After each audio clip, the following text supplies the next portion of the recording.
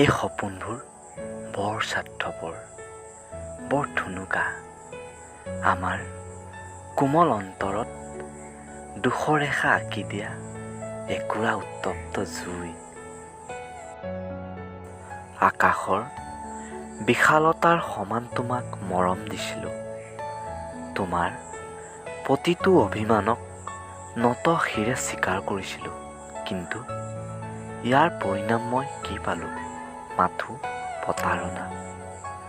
তোমাৰ পৰশত প্ৰাণ পাই উঠা সেই হাঁহিটো, বতাহৰ সেই চঞ্চল চুমাবোৰ এতিয়া মই সহিব নোৱাৰা হৈছোঁ।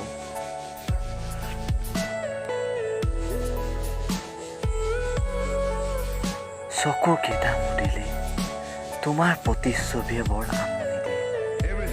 প্ৰকৃতিৰ নিতাল নিশামৰত তোমাৰ মৌ বৰষা মাতি মোক এতিয়া শুবলৈ নিদিয়ে।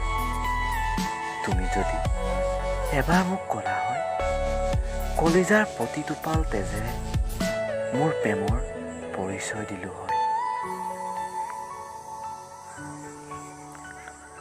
অকলশৰীয়া জীৱনটোৱেই ভাল আছিল, কাৰণ সেই সপোনবোৰত তুমি নাছিলা। তোমাৰ নামটো এতিয়া মোৰ বাবে এলাৰ্জি সদৃশ।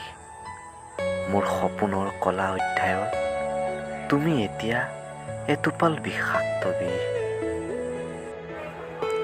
হেঙাৰত ওলমি থাকে মাথো হৃদয়, কলিজাৰ বাকৰিত মাথো সুখী হোৱাৰ অভিনয় কৰোঁ।